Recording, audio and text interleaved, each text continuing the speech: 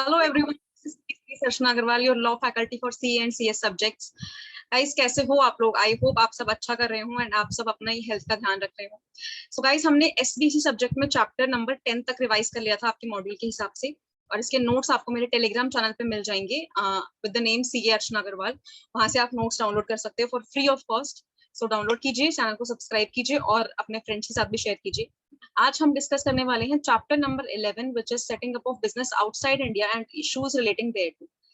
सो इसके भी नोट्स आपको टेलीग्राम पे मिल जाएंगे, वहां से आप डाउनलोड कर सकते हैं. चैप्टर वाइज नोट्स डाले हैं मैंने ताकि आपके लिए इजी हो डाउनलोड करना और उसको रिवाइज करना. आप नोट्स पे पूरी तरह से रिलाई कर सकते हैं. आपके मॉड्यूल से बनाए गए हैं, एग्जाम ओरिएंटेड वे में बनाए गए हैं, इस तरह से बनाए गए हैं ताकि आप लास्ट के एक दिन में रिविजन अच्छे से कर पाएं. ओके, सो कौन से लॉज और अथॉरिटी है governing setting up of business outside India? तो RBI and master directions which is direct investment by residents and joint venture और wholly owned subsidiary abroad, ये laws और directions हैं जो govern करते हैं setting up of business outside India के लिए. So next हमारे पास है Foreign Exchange Management Act 1999. तो section 6 of FEMA Act 1999 provides powers to RBI. ये RBI को power provide करता है to specify in consultation with Government of India classes of permissible capital account transactions and limits up to which foreign exchange is admissible for such transactions. वो classes of permissible capital account transactions और limits जो admissible हैं for such foreign exchange transactions वो इसमें बताई गई हैं. Investment by Indian entities in overseas joint venture and wholly owned subsidiaries. Investment by person resident in India in shares and securities issued outside India. तो overseas investment can be made under automatic route या फिर approval route. Automatic route में आप automatically कर सकते हो और approval route में आपको approval लेना होता है certain authorities से. So eligibility क्या है for entities who can make overseas investment? तो company incorporated in India होनी चाहिए और या फिर body होनी चाहिए under Act of Parliament. LLP under LLP Act 2008 होना चाहिए. Partnership form under Indian partnership act 1932 होना चाहिए. Any other entity in India notified by RBI होना चाहिए. प्रोहिबिशंस क्या हैं? Indian party prohibited from making investment in foreign entity engage in real estate और banking business without prior approval of RBI. पर इसका एक एक्सेप्शन है which is development of townships, construction of residential commercial purposes, roads. Or overseas entities having direct or indirect participation by Indian parties shall not offer financial products linked to Indian rupee without approval of RBI. Automatic route में financial commitment up to 1 billion USD आता है. Eligible limit क्या है इसमें investment के लिए? 400% of net worth of Indian party as per last audited balance sheet. तो automatic route में फाइनेंशियल कमिटमेंट आपका up to 1 billion US dollars आता है और एलिजिबल लिमिट ऑफ इन्वेस्टमेंट इसमें है 400% of net worth of Indian party as per last audited balance sheet. For investment in joint ventures wholly owned subsidiaries, Indian party to approach authorised dealer category 1 bank with application and documents. तो अगर आपको invest करना है joint venture में या Holi owned subsidiaries में तो Indian party approach करेगी ऑथराइज्ड डीलर कैटेगरी 1 बैंक को एप्लीकेशन और नेसेसरी डॉक्यूमेंट्स के साथ. जो इन्वेस्टमेंट या फाइनेंशियल कमिटमेंट है, it is subject to following conditions. Indian party may extend loan guarantee to overseas joint venture wholly owned subsidiary in which it has equity participation. Proposals without equity contribution in joint venture wholly owned subsidiaries may be considered by RBI under approval route. Indian parties should not be on Reserve Bank's exporters caution list of defaulters to banking system circulated by RBI Credit Information Bureau India Limited, that is CIBIL. तो तो जो investment या foreign जो investment या फिर financial commitment है इसमें कुछ कंडीशंस अप्लाई होते हैं. कौन से? कि इंडियन पार्टी जो है वो एक्सटेंड कर सकती है loan guarantee to overseas joint venture wholly owned subsidiaries in which it has equity participation, जिसमें उसका इक्विटी पार्टिसिपेशन है उसमें लोन गारंटी एक्सटेंड कर सकती है वो. जिसमें इक्विटी कंट्रीब्यूशन नहीं है वो RBI में कंसिडर हो सकता है under approval root.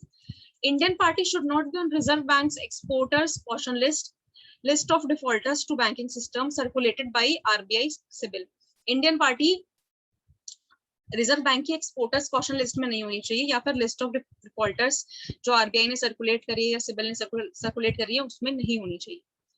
All transactions to joint ventures wholly owned subsidiaries routed through one branch of authorized dealer, जहाँ पे पार्शियल या फिर फुल एक्विजिशन होता है एग्जिस्टिंग फॉरेन कंपनी का, where investment more than $5 million होता है, in valuation of shares of company made by category 1 merchant banker registered with SEBI CA and CPA. Investment of swap of shares valuation इसमें merchant banker करता है. Investment in joint venture wholly owned subsidiaries by registered partnership firm, where entire funding for such investment done by firm in order to for individual partners to hold shares for and on behalf of firm in overseas joint ventures wholly owned subsidiaries if host country regulations or operational requirements warrant such holdings.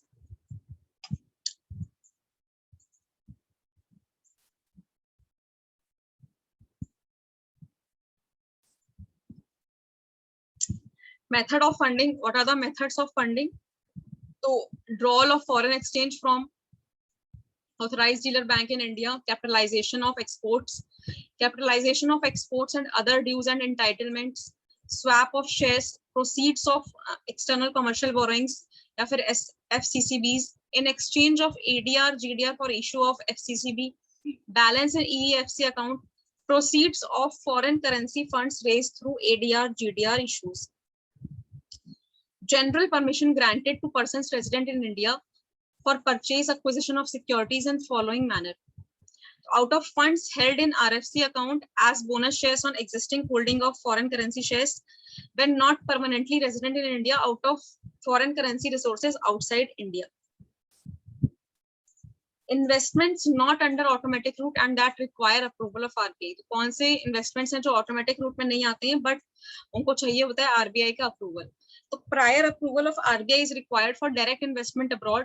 Application with necessary documents should be submitted in form ODI through 80 category 1 banks. The designated authorized dealer hai before forwarding proposal to submit form ODI in application OID form application. If proposal approved, so AD should effect remittance under advice to RBI bank so that UIN is allotted.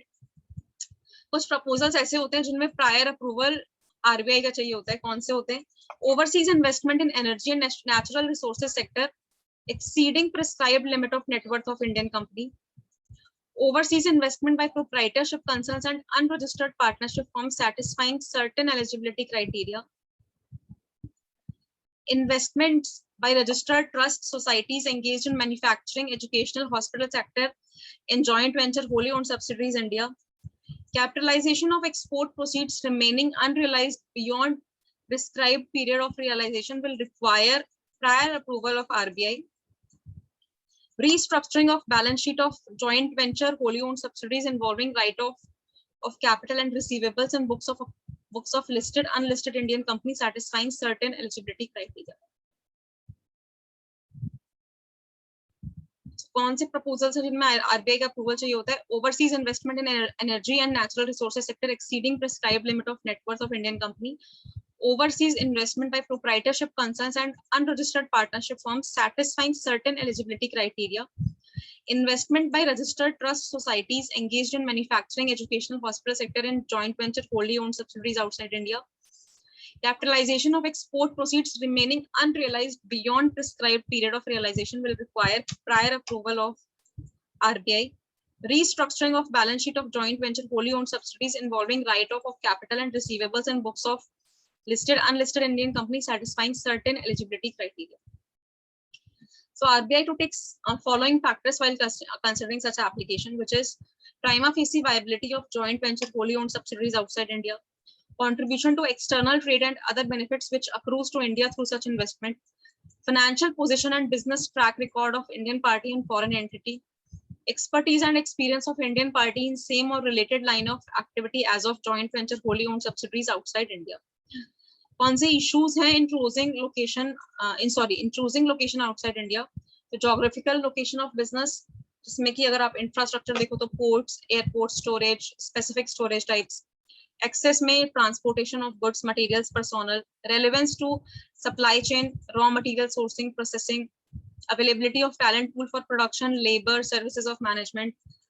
Economic aspects में ease of doing business, entering, establishing, restructuring and closing business, visa availability, cost of doing business, return on investment computations vis-a-vis comparable locations, laws relating to labor, laws relating to taxation, investment allowances, subsidies, distribution of profits, withholding taxes, existence of double taxation avoidance agreement.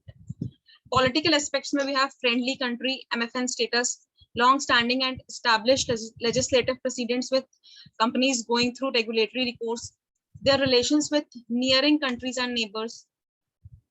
Social aspects, technological aspects may we have intellectual property protection, power, communication, telecom.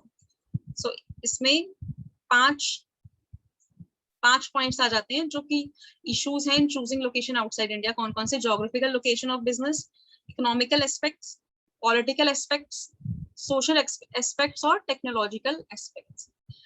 Setting up of business abroad के कुछ और criteria हैं कि क्या क्या किस किस तरह से आप सेटअप कर सकते हो बिजनेस. तो वो आपको बस रीड करने की जरूरत है, उसमें इतना सच लर्न करने की जरूरत नहीं है. आप मॉड्यूल से कर सकते हो, तो ये आप मॉड्यूल से कर सकते हो एंड आप मॉड्यूल से कर लेना. So this was it for chapter number 11 guys. I hope आपको ये वीडियो पसंद आया हो और आपको ये नोट्स मेरे टेलीग्राम चैनल पे मिल जाएंगे, वहां से जाके डाउनलोड कर लीजिए और अपने फ्रेंड्स के साथ भी शेयर कीजिए. चैनल को लाइक कर दीजिए और वीडियो को लाइक कर दीजिए और चैनल को सब्सक्राइब कर लीजिए. So thank you very much and take care. See you next time.